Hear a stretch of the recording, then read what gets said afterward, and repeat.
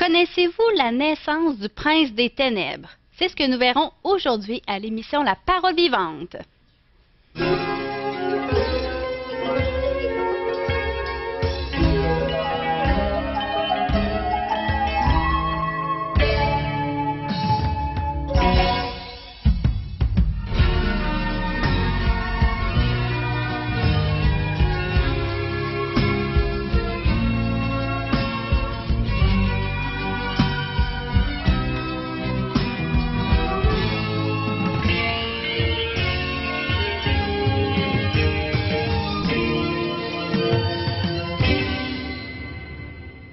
Bonjour et bienvenue à vous à la maison. Nous sommes vraiment contents que vous soyez avec nous encore une fois aujourd'hui. Nous avons une belle émission avec Pasteur Régent Joly.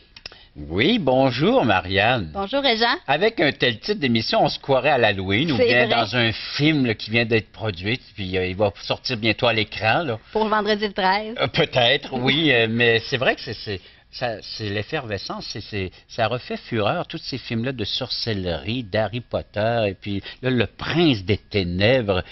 D'où vient-il? Qui est-il? Que fait-il? Y existe-t-il? Il existe. Oui. On va le voir ça ensemble? Oui. Suivez-moi. On part de ce pas, et puis je vais m'installer, je vais me rapprocher de vous et de la parole de Dieu par le fait même, et on va regarder ensemble quelques textes, entre autres, l'origine du prince des ténèbres, comme il est mentionné dans les Saintes Écritures.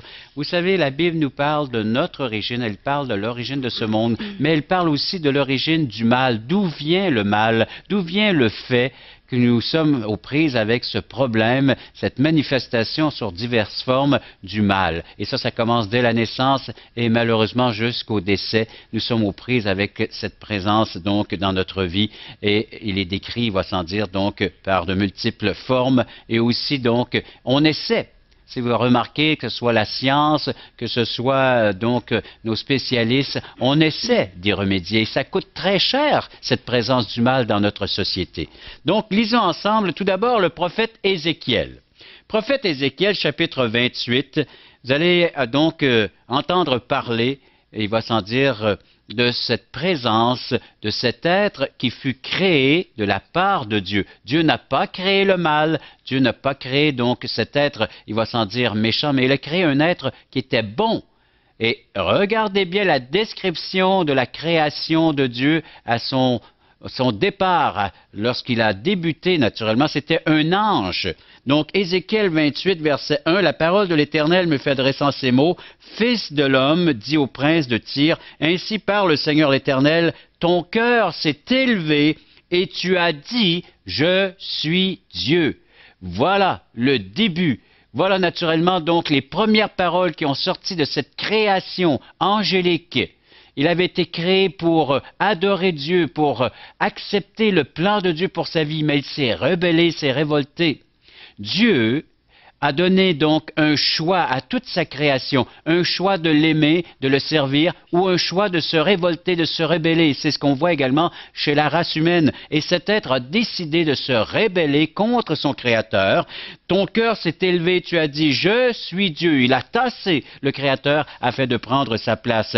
Je suis assis sur le siège de Dieu au sein des mers. Toi, tu es homme et non Dieu, et tu prends ta volonté pour la volonté de Dieu. Tu te fais égal à Dieu, et tu es même prêt à prendre ta volonté, les désirs de ton cœur, donc les désirs de ton être, pour remplacer celles que Dieu t'avait données. Prêt à changer ton plan. Tu établis tes idées, tes concepts, plutôt que d'accepter et de choisir de te soumettre à ce que Dieu t'offrait. Et c'est la même chose lorsqu'on lit les versets, entre autres, les versets toujours d'Ézéchiel 28, 12, il nous est dit, « Fils de l'homme, prononce une complainte sur le roi de Tyr. Ainsi parle le Seigneur l'Éternel.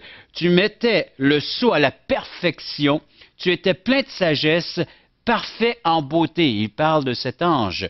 Tu étais en Éden, le jardin de Dieu, tu étais couvert de toute espèce de pierres précieuses, de sardoine, topaze, diamant, chrysolite, d'onyx, de jaspe, de saphir, d'escarboucle, d'émeraude et d'or. Tes tambourins, tes flûtes étaient à ton service, préparés pour le jour où tu fus créé. Alors c'est un être qui fut créé. Tu étais un chérubin protecteur aux ailes déployées. Je t'avais placé, tu étais sur la sainte montagne de Dieu, tu marchais au milieu des pierres étincelantes. Et je rajoute à cela le prophète Ésaïe, chapitre 14, pouvez prendre en note donc, et le verset 12. Toujours en ce qui a trait donc cet ange qui fut créé, astre brillant, tu es tombé du ciel, fils de l'aurore, tu es abattu à terre, toi le vainqueur des nations. Tu disais en ton cœur, je monterai au ciel, j'élèverai mon trône au-dessus des étoiles de Dieu, je m'assiérai sur la montagne de l'assemblée à l'extrémité du septentrion, je monterai sur le sommet des nues, je serai semblable au Très-Haut.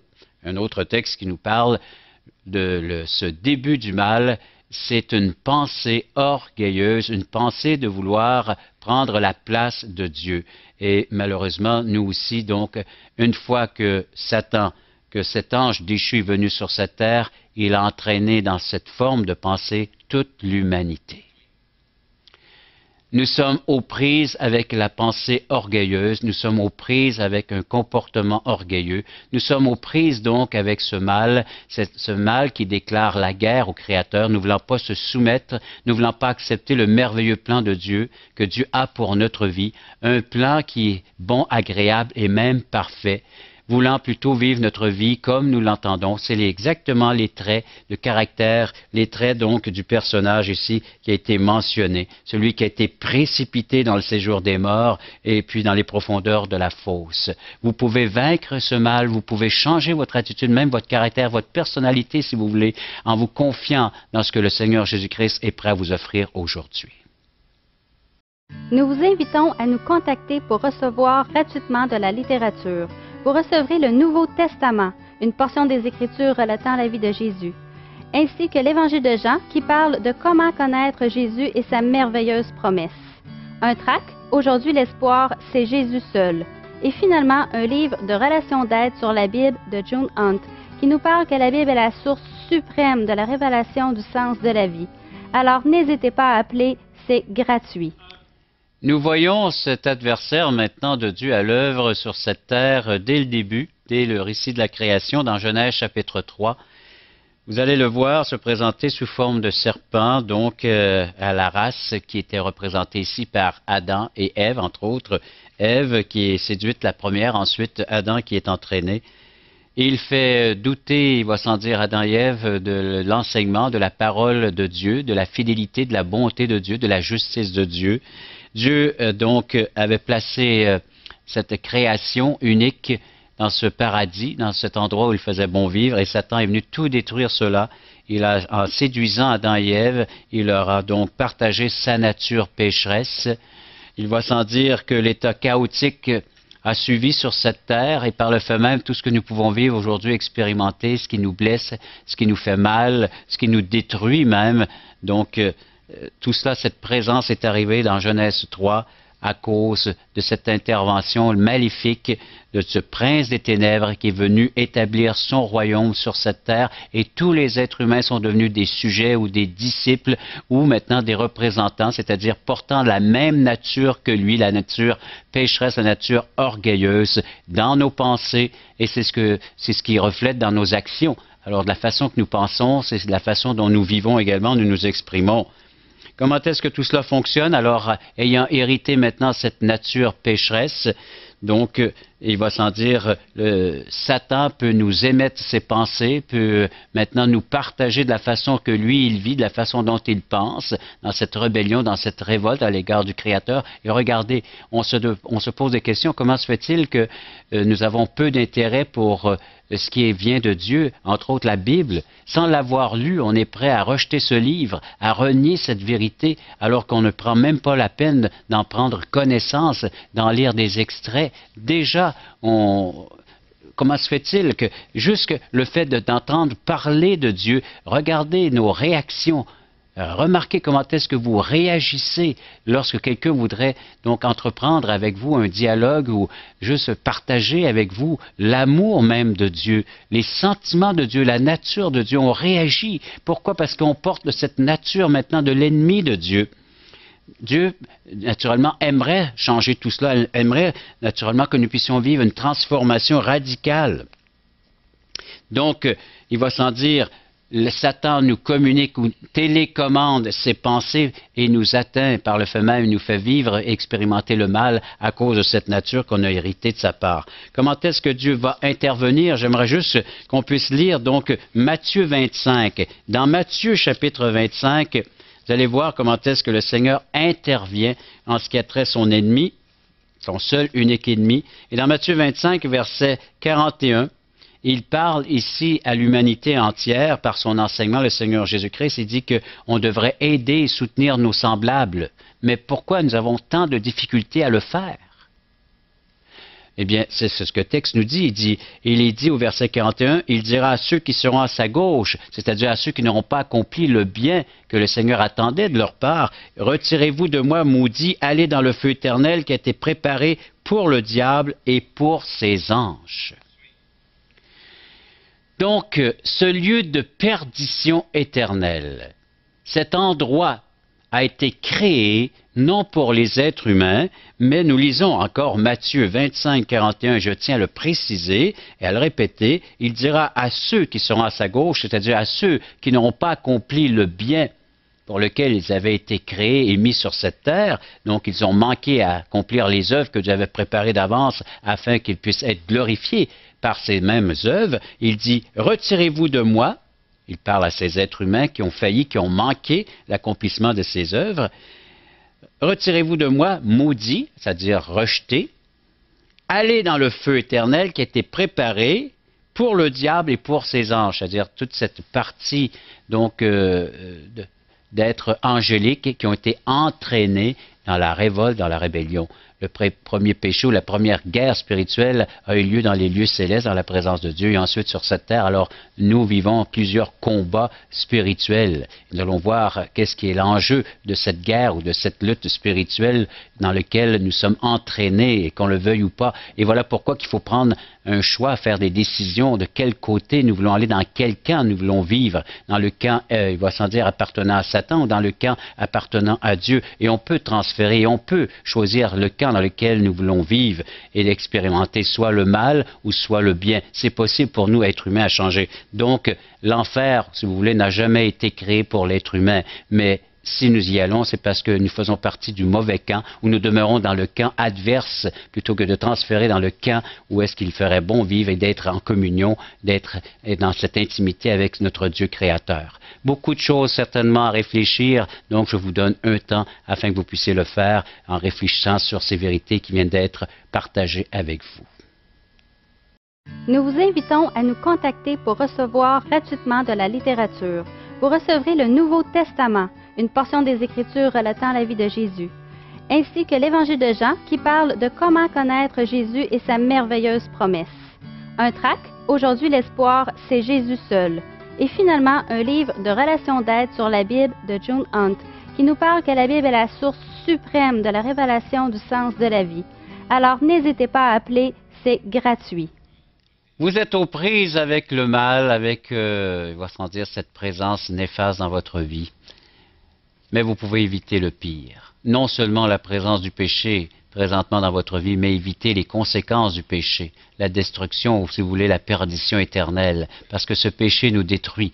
Et ce qu'il veut faire, c'est naturellement nous retirer dans une complète totalité, donc, espérance de se retrouver un jour dans la présence de Dieu.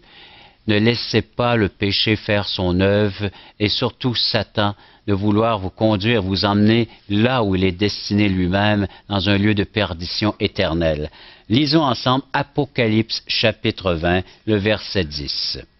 Le diable, qui les séduisait, fut jeté dans l'étang de feu et de soufre, où sont la bête et le faux prophète. Encore la trinité satanique.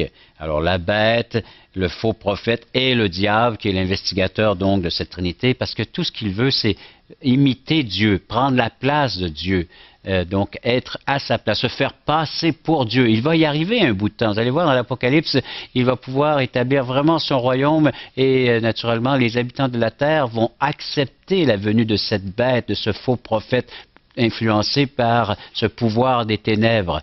Il va prendre un temps de règne, donc, sur la surface de la terre. Ce sera le chaos total, il va s'en dire. Ensuite, ils seront tourmentés une fois placés dans ce lieu éternel de feu, de soufre, de souffrance, tourmentés jour et nuit au siècle des siècles. Et la Bible n'annoncera jamais, donc, une fin de ces souffrances, de ces douleurs, mais plutôt de siècle en siècle, d'éternité, donc elle sera là, cette souffrance, ce lieu. Et puis, verset 11, ça concerne chacun d'entre nous. Ici, nous sommes interpellés. Le choix que vous avez à faire, c'est « Je vis un grand trône blanc ». C'est le trône du Seigneur Jésus-Christ, celui qui était assis dessus, la terre et le ciel s'enfuirent devant sa face, et il ne fut plus trouvé de place pour eux. Et je vis les morts, les grands, les petits qui se tenaient devant le trône. Des livres furent ouverts. Un autre livre fut ouvert, celui qui est le livre de vie. Et les morts furent jugés selon leurs œuvres, d'après ce qui est écrit dans ces livres. La mer rendit les morts qui étaient en elle. La mort et le séjour des morts rendirent les morts qui étaient en eux. Et chacun fut jugé selon ses œuvres. Puis, la mort et le séjour des morts furent jetés dans l'étang de feu, c'est la seconde mort, l'étang de feu. Quiconque ne fut pas trouvé écrit dans le livre de vie, fut jeté dans l'étang de feu. Mon vœu pour vous, ma prière pour vous, c'est que votre nom puisse s'inscrire dans le livre de vie. Comment inscrire votre nom dans le livre de vie? Puisque nous venons de lire que tous ceux et celles dont leur nom n'était pas écrit dans le livre de vie fut jeté dans l'étang de feu, c'est-à-dire la même destinée qui est réservée à Satan, au prophète, le faux prophète et à la bête, entraînés par lui. Ne vous laissez plus entraîner par le malin, ne vous laissez plus entraîner par le prince des ténèbres, ne vivez plus dans son royaume. Transférez immédiatement de royaume, et par le fait même, vous allez éviter le pire qui est à venir, ce lieu de souffrance éternelle. C'est réel, c'est la réalité, c'est la vérité. Voilà, ce n'est plus un film ici, ce n'est plus donc, il va sans dire une histoire, une fable, mais c'est ce qui attend et ce qui est réservé à chacune des personnes dont leur nom n'est pas inscrit. Comment inscrire votre nom dans le livre de vie? Une seule façon. C'est en implorant aujourd'hui la miséricorde, le pardon de Dieu qui vous est offert en la personne de Jésus, son Fils unique. Il est venu sur cette terre pour vaincre le malin et afin d'éviter le pire, que vous n'alliez pas dans ce lieu là où va se trouver Satan pour l'éternité. Ne vivez plus avec lui, coupez les liens, coupez les ponts avec ce personnage qui est là, qui est décrit dans les Saintes Écritures, comme on l'a vu dans Ézéchiel, dans Ésaïe et dans bien d'autres endroits que vous pouvez retracer dans les Saintes Écritures, Genèse chapitre 3, et dans le Nouveau Testament, lorsque Jésus doit le confronter lui-même. Il doit le confronter, faire face à son ennemi ici-bas sur cette terre. Donc, aujourd'hui, par un geste de foi, de confiance, détournez-vous du mal, confessez le mal qui est en vous, abandonnez-le et implorez donc l'aide et les ressources nécessaires dont vous avez besoin afin de devenir une nouvelle création en Jésus-Christ. 2 Corinthiens 5, 17 nous dit que celui qui est en Jésus-Christ, les choses anciennes sont passées, toutes choses sont devenues nouvelles parce que vous transférez de ce royaume de la mort au royaume de la vie, de ce royaume de ténèbres au royaume de la lumière, et vous pouvez le vivre, expérimenter cela. Et si vous faites ce choix maintenant, faites-nous le savoir, vous allez entendre nos coordonnées à la toute fin de l'émission, écrivez-nous, appelez-nous, et ça nous fera plaisir de pouvoir maintenant vous assister, vous encourager à vivre pleinement de ce nouveau prince, parce que Jésus-Christ est appelé aussi le prince, il est appelé le prince de la vie, et c'est celui qui peut vous donner donc cette vie abondante et cette vie éternelle, à vous de l'accepter maintenant. Toi qui es là, viens à la croix, Jésus t'appelle. Je vous invite à venir à un de nos merveilleux déjeuners de l'espoir. Vous pourrez manger un bon repas et entendre le témoignage de personnes dont la vie fut vraiment transformée par l'amour de Jésus. C'est tout à fait gratuit, donc n'hésitez pas. Simplement écoutez ce qui suit pour connaître les dates et les endroits. C'est un rendez-vous, nous vous attendons. Regardez, qui se passe dans cette salle. Il nous manque de la place. Voulez-vous m'aider à tasser le mur, s'il vous plaît? Hein? Jésus est vivant, il vit pour toi, il vit pour moi. Jésus est ici, il vient pour toi, il vient pour moi. Il est venu pour tous nous pardonner. C'est une nouvelle naissance. C'est comme une chenille qui est transformée en papillon. Mais il faut lui demander. Dieu vous offre la vie éternelle et il faut que vous la receviez. Parole vivante vous invite à participer à l'un des nombreux merveilleux déjeuners de l'espoir. Ces déjeuners ont lieu dans plusieurs restaurants réputés de la région et vous sont offerts gratuitement. Venez entendre le témoignage d'une vie transformée par la puissance de Dieu. Pour connaître les détails concernant l'endroit, la date et l'heure pour votre région, composez le 1-877-537-7647 ou notre site web www.espoir.ca. Bonjour, aujourd'hui, nous avons le privilège d'entendre un témoignage, celui de Marie-Ève. Bonjour, Marie-Ève. Bonjour. Alors, Marie-Ève, tu as un témoignage à nous partager. Oui, mon témoignage, c'est le début de ma vie, que je pourrais dire. Quand j'étais jeune, pendant 1 an de temps, mes parents sont venus à une église évangélique. Quand j'étais allée à l'école du dimanche, puis moi, j'aimais ça. Mais j'avais 10 ans, quand ils ont arrêté, j'ai pas pu continuer avec eux. Puis après, mes parents, ils ont divorcé, puis ça a amené des bouleversements dans ma vie. Puis je me suis tournée vers autre chose que Dieu. Je mélangeais ressusciter, puis revenir à la vie, là, réincarnation. Je mélangeais ça, puis je me suis tournée avec la magie que Dieu était pas mal loin. Puis j'étais mère, je suis une mère monoparentale aussi. Puis quand j'ai rencontré mon mari actuel, j'étais rendue dans une impasse où je trouvais qu'il manquait de la spiritualité dans mon couple. Puis on a vu le film qui sortait, Passion du Christ, puis on est allé. Puis moi, quand j'ai vu le film, j'avais honte d'être humain. Ça t'a touché?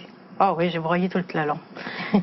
Puis vu que je connais l'histoire, je savais que qu'est-ce que les Romains puis les Romains puis les autres personnes faisaient, c'était juste la moitié de la souffrance qu'on voyait, là, la torture. Il y avait l'imagination fertile. Puis je voyais mon mari qui lui aussi, qui était lui, il y avait le combat contre les Romains. Puis quand on a fini d'écouter le film, on voulait pas en rester là, il fallait faire de quoi. Puis on voulait aller à l'église. Puis qu'est-ce qui me touchait aussi, c'est que mon garçon, lui, il disait que Dieu l'aidait dans sa vie, puis que moi, je pouvais pas l'ostiner avec ça, car je voulais encourager ça. Quand on s'est levé un dimanche matin pour aller à l'église, puis quand on a passé dans la rue, puis j'ai vu le bâtiment où j'allais quand j'étais jeune, j'ai dit que c'est là qu'on s'en va, puis il n'y a rien qui m'aurait empêché de rentrer dans l'église, même si la porte d'en avant était barrée. Il y a un piano, ça ne joue pas tout seul. Moi, je voulais rentrer dans l'église, coûte que coûte, puis quand on est rentré, on est venu s'asseoir en avant. Puis on aurait dit que le message était pour moi. J'avais l'impression qu'ils avaient préparé les papiers. Ah, elle vient de rentrer, là, on va changer nos papiers. Puis là, c'est ça. Puis ça m'a touché beaucoup. Puis le pasteur puis sa femme sont venus à la maison. Puis mon mari a accepté le Seigneur, il a donné sa fille parce qu'elle avait expliqué ils avaient expliqué que Dieu est mort pour nous, ça croit. Puis les souffrances, c'était pas vaines, c'était pour nous autres. C'était le seul moyen pour nous d'aller au ciel, d'être sauvés pour nos péchés. Puis moi, je me sentais pas mal pécheur, tout ça. Puis quand j'ai vu mon mari,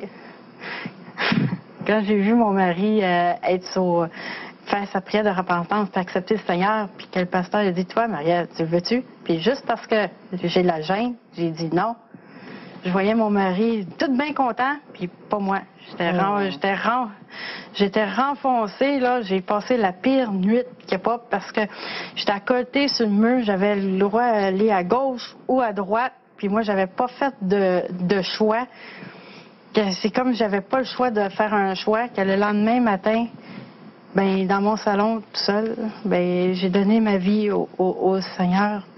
Puis Dieu, ben il m'a sauvée. Puis j'avais tellement de joie dans mon cœur que j'ai appelé mon mari au travail pour lui dire. Puis j'avais le goût de chanter, mais je connaissais aucune chanson à l'époque. Eh bien, merci Marie-Ève pour ce beau témoignage. Et c'était un témoignage édifiant.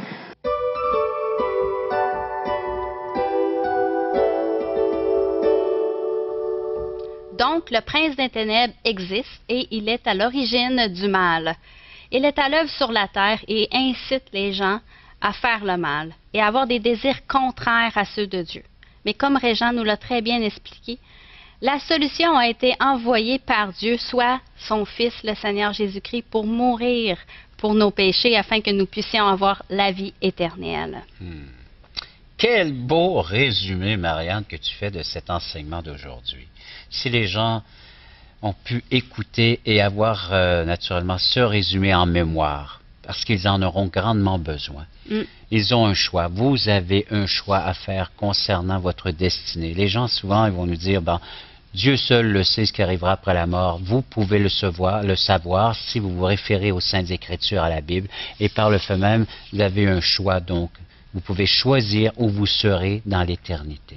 Et de la manière dont vous vivrez ici-bas maintenant le reste du temps qui vous est réservé, vous pouvez choisir de vivre soit pour Dieu ou continuer à vivre sans faire aucun choix. Les gens me disent, que dois-je faire pour aller en enfer? Il n'y a rien, reste tel quel, parce que c'est déjà ta destination, c'est la destinée éternelle, parce que tu y vas avec Satan, qui est le maître de ta vie. Change de maître, accepte le maître du Seigneur Jésus-Christ qui est bon et qui est là pour t'aimer, il est là pour te soutenir, il est là pour faciliter cette vie dans un sens parce qu'il va t'équiper afin de pouvoir faire face déjà à cette vie, face au mal qui est toujours présent dans cette vie et te préparer pour ton éternité, une place. Oui, et pour en connaître davantage sur Dieu et sur son Fils Jésus, nous vous invitons à nous contacter. Nous vous fournissons de la littérature tout à fait gratuite. Donc, appelez au 1-877-l'Espoir, 1-877-537-7647 ou venez sur espoir.ca. Merci beaucoup à vous à la maison d'avoir été des nôtres. Merci à toi, Régent. Et nous, on se dit à une prochaine émission de La Parole vivante.